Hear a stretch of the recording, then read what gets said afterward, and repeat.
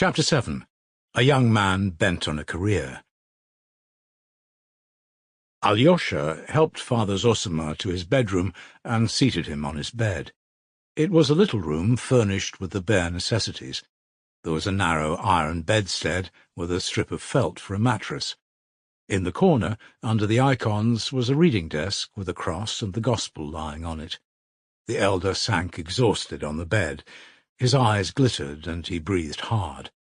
He looked intently at Alyosha, as though considering something. "Go, my dear boy, go. Porphyry is enough for me. Make haste, you're needed there. Go and wait at the Father Superior's table." "Let me stay here," Alyosha entreated. "You're more needed there. There is no peace there. You will wait and be of service. If evil spirits rise up, repeat a prayer. And remember, my son," the elder liked to call him that, "this is not the place for you in the future. When it is God's will to call me, leave the monastery. Go away for good." Alyosha started. "What is it? This is not your place for the time. I bless you for great service in the world. Yours will be a long pilgrimage, and you will have to take a wife, too. You will have to bear all before you come back. There will be much to do, but I don't doubt of you, and so I send you forth. Christ is with you. Do not abandon him, and he will not abandon you. You will see great sorrow, and in that sorrow you will be happy. This is my last message to you. In sorrow, seek happiness. Work unceasingly. Remember my words, for although I shall talk with you again, not only my days, but my hours are numbered." Alyosha's face again betrayed strong emotion. The corners of his mouth quivered. "What is it again?" Father Zosima asked, smiling gently. "The worldly may follow the dead with tears, but here we rejoice over the Father who is departing. We rejoice and pray for him." "Leave me. I must pray. Go, and make haste. Be near your brothers, and not near one only, but near both." Father Zosima raised his hand to bless him. Alyosha could make no protest, though he had a great longing to remain. He longed, moreover, to ask the significance of his bowing to Dmitri. The question was on the tip of his tongue, but he dared not ask it. He knew that the elder would have explained it unasked if he had thought fit. But evidently it was not his will. That action had made a terrible impression on Alyosha. He believed blindly in its mysterious significance. Mysterious, and perhaps awful. As he hastened out of the hermitage precincts to reach the monastery in time to serve at the Father Superior's dinner, he felt a sudden pang at his heart and stopped short. He seemed to hear again Father Zosima's words, foretelling his approaching end. What he had foretold so exactly must infallibly come to pass. Alyosha believed that implicitly. But how could he go? Had he not told him not to weep and to leave the monastery? Good God, it was long since Alyosha had known such anguish. He hurried through the copse that divided the monastery from the hermitage, and, unable to bear the burden of his thoughts, he gazed at the ancient pines beside the path. He had not far to go, about 500 paces. He expected to meet no one at that hour, but at the first turn of the path he noticed Rakitin. He was waiting for someone. "Are you waiting for me?" asked Alyosha, overtaking him. "Yes," grinned Rakitin. "You are hurrying to the Father Superior, I know. He has a banquet. There's not been such a banquet since the Superior entertained the Bishop and General Pahatov. Do you remember? I shan't be there, but you go and hand the sauces. Tell me one thing, Alexei. What does that vision mean? That's what I want to ask you." "What vision?" "That bowing to your brother Dmitri. And didn't he tap the ground with his forehead, too?" "You speak of Father Zosima?" "Yes, of Father Zosima." tapped the ground. Ah, an irreverent expression. Well, what of it, anyway? What does that vision mean? I don't know what it means, Misha. I knew he wouldn't explain it to you. There's nothing wonderful about it, of course, only the usual holy mummery. But there was an object in the performance. All the pious people in the town will talk about it and spread the story through the province, wondering what it meant. To my thinking, the old man really has a keen nose. He sniffed a crime. Your house stinks of it. Rakitin evidently had something he was eager to speak of. It'll be in your family, this crime, between your brothers and your rich old father, so Father Zosima flopped down to be ready for what may turn up.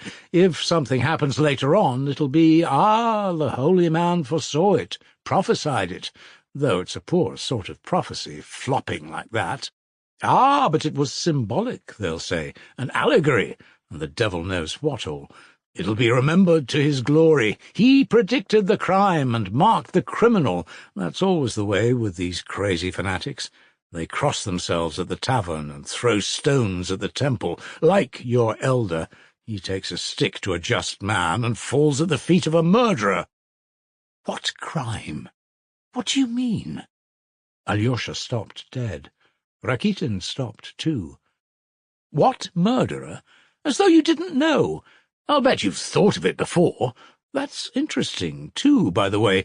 Listen, Alyosha, you always speak the truth, though you're always between two stools. Have you thought of it or not? Answer. I have, answered Alyosha in a low voice. Even Rakitin was taken aback. What? Have you really? He cried. I've not exactly thought it, muttered Alyosha. But directly you began speaking so strangely, I fancied I had thought of it myself. You see, and how well you expressed it. Looking at your father and your brother Mitya today, you thought of a crime. Then I'm not mistaken. But wait a minute, Alyosha broke in uneasily. What has led you to see all this? Why does it interest you? That's the first question. Two questions, disconnected but natural. I'll deal with them separately. What led me to see it? I shouldn't have seen it. If I hadn't suddenly understood your brother Dmitri, seen right into the very heart of him all at once. I caught the whole man from one trait. These very honest but passionate people have a line which mustn't be crossed. If it were, he'd run at your father with a knife. But your father's a drunken and abandoned old sinner, who can never draw the line. If they both themselves go, they'll both come to grief. No, Misha, no. If that's all you've reassured me, it won't come to that. But why are you trembling? Let me tell you.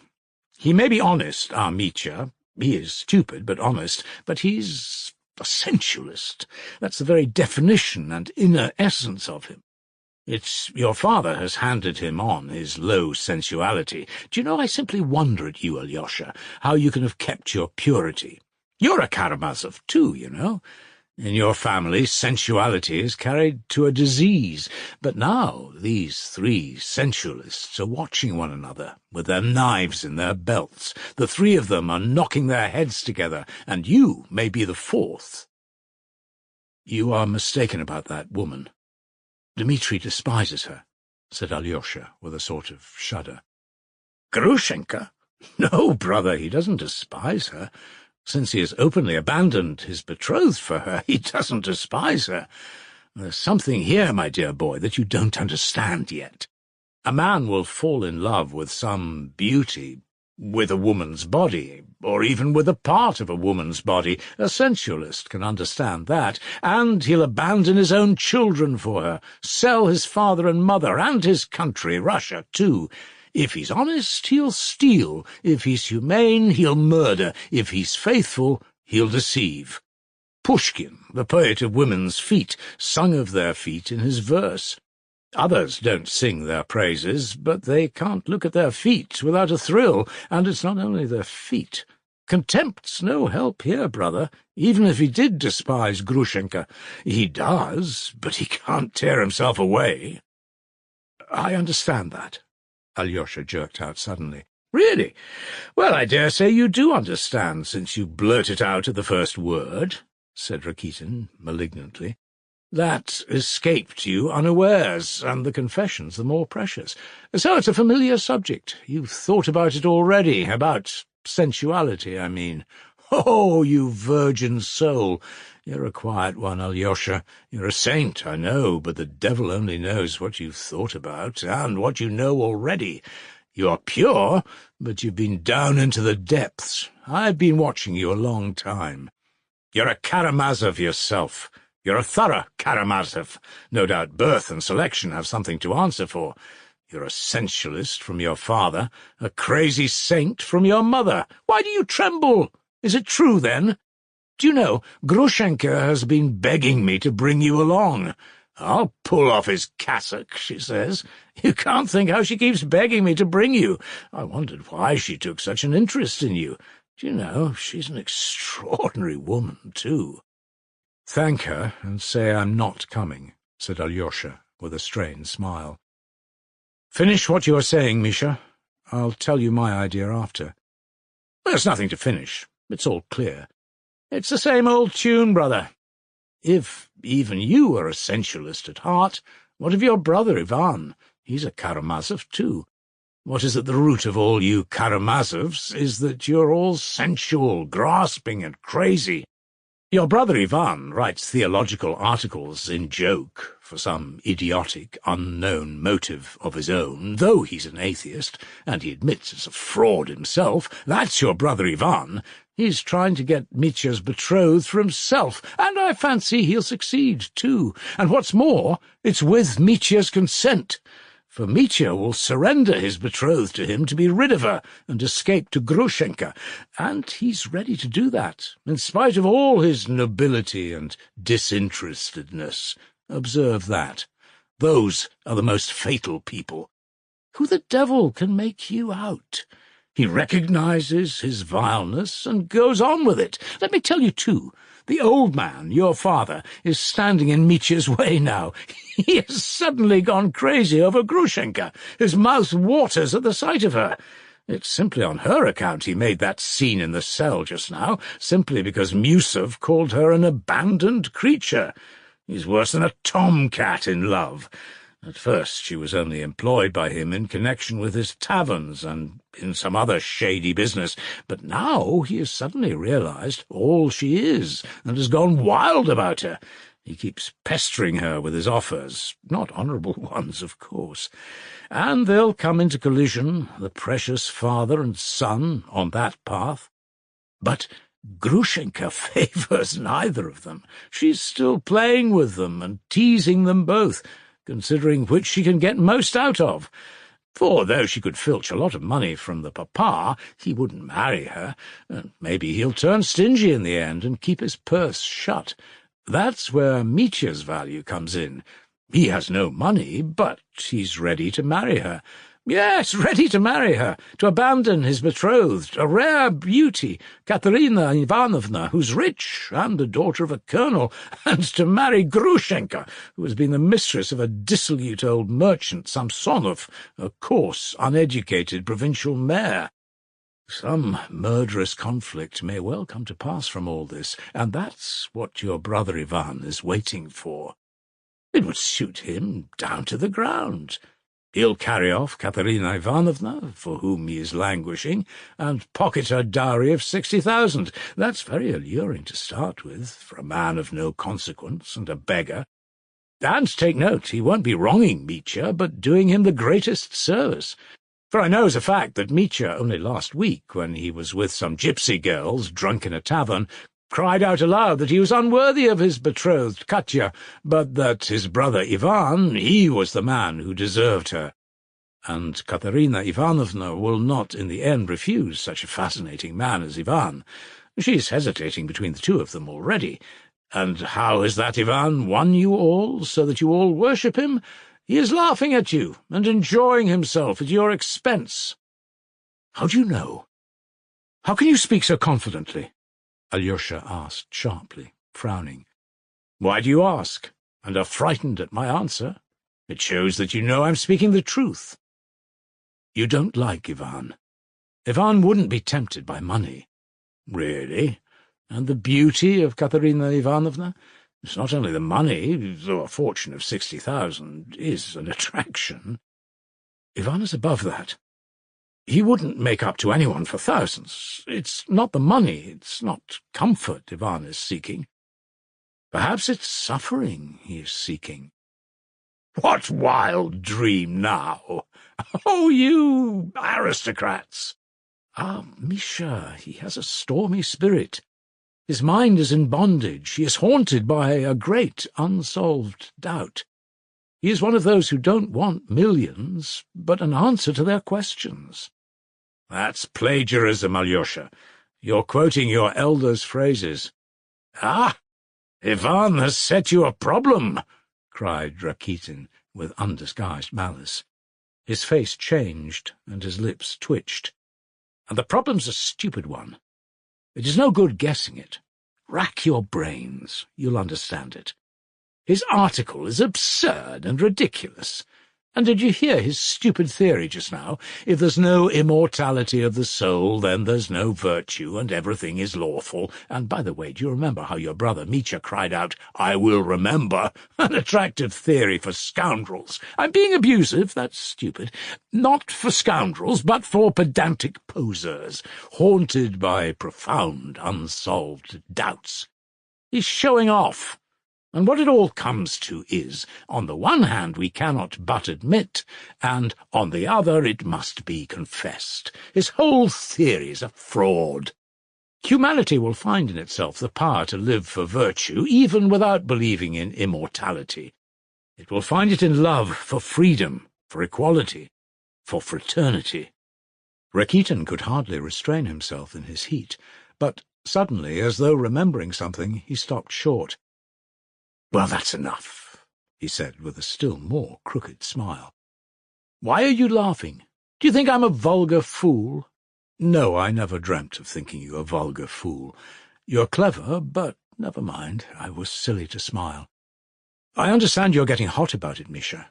I guess from your warmth that you're not indifferent to Katerina Ivanovna yourself. I've suspected that for a long time, brother. That's why you don't like my brother Ivan. Are you jealous of him? And jealous of her money, too? Won't you add that?" "I'll say nothing about money. I'm not going to insult you." "I believe it, since you say so. But confound you and your brother Ivan with you. Don't you understand that one might very well dislike him, apart from Katerina Ivanovna? And why the devil should I like him? He condescends to abuse me, you know. Why haven't I a right to abuse him?" "I never heard of his saying anything about you, good or bad. He doesn't speak of you at all. But I heard that the day before yesterday at Katerina Ivanovna's he was abusing me for all he was worth. You see what an interest he takes in your humble servant. And which is the jealous one after that, brother, I can't say. He was so good as to express the opinion that if I don't go in for the career of an archimandrite in the immediate future and don't become a monk, I shall be sure to go to Petersburg and get on to some solid magazine as a reviewer, that I shall write for the next 10 years, and in the end become the owner of the magazine and bring it out on the liberal and aesthetic side, with a socialistic tinge, with a tiny gloss of socialism, but keeping a sharp lookout all the time, that is, keeping in with both sides and hoodwinking the fools. According to your brother's account, the tinge of socialism won't hinder me from laying by the proceeds and investing them under the guidance of some Jew, till at the end of my career I build a great house in Petersburg and move my publishing offices to it and let out the upper stories to lodgers. He has even chosen the place for it, near the new stone bridge across the Neva, which they say is to be built in Petersburg." "Ah, Misha, that's just what will really happen. Every word of it," cried Alyosha, unable to restrain a good-humoured smile. "You are pleased to be sarcastic, too, Alexey Fyodorovitch." No, I'm joking, forgive me. I've something quite different in my mind. But, excuse me, who can have told you all this? You can't have been at Katerina Ivanovna's yourself when he was talking about you." I wasn't there, but Dmitri Fyodorovitch was, and I heard him tell it with my own ears. If you want to know, he didn't tell me, but I overheard him, unintentionally, of course, for I was sitting in Grushenka's bedroom, and I couldn't go away, because Dmitri Fyodorovitch was in the next room. Oh, yes, I'd forgotten she was a relation of yours. A relation? That Grushenka, a relation of mine? Cried Rakitin, turning crimson. Are you mad? You're out of your mind. Why, isn't she a relation of yours? I heard so. Where can you have heard it? You Karamazovs brag of being an ancient, noble family, though your father used to run about playing the buffoon at other men's tables, and was only admitted to the kitchen as a favour. I may be only a priest's son, and dirt in the eyes of a nobleman like you, but don't insult me so lightly and wantonly. I have a sense of honour, too, Alexei Fyodorovitch. I couldn't be a relation of Grushenka, a common harlot. I beg you to understand that. Rakitin was intensely irritated. "Forgive me, for goodness sake. I had no idea. Besides, how can you call her a harlot? Is she that sort of woman?" Alyosha flushed suddenly. "I tell you again, I heard that she was a relation of yours. You often go to see her, and you told me yourself you're not her lover. I never dreamt that you, of all people, had such contempt for her. Does she really deserve it?" "I may have reasons of my own for visiting her. That's not your business. But as for relationship, your brother, or even your father, is more likely to make her yours than mine. Well, here we are. You'd better go to the kitchen. Hello? What's wrong? What is it? Are we late? They can't have finished dinner so soon. Have the Karamazovs been making trouble again? No doubt they have. Here's your father and your brother Ivan after him. They've broken out from the Father Superiors. And look, Father Isidor's shouting out something after them from the steps, and your father's shouting and waving his arms. I expect he's swearing. Bah! And there goes Musov driving away in his carriage. You see, he's going. And there's old Maximov running. There must have been a row. There can't have been any dinner. Surely they've not been beating the Father Superior. Or they have, perhaps, been beaten. It would serve them right." There was reason for Rakitin's exclamations. There had been a scandalous, an unprecedented scene. It had all come from the impulse of a moment.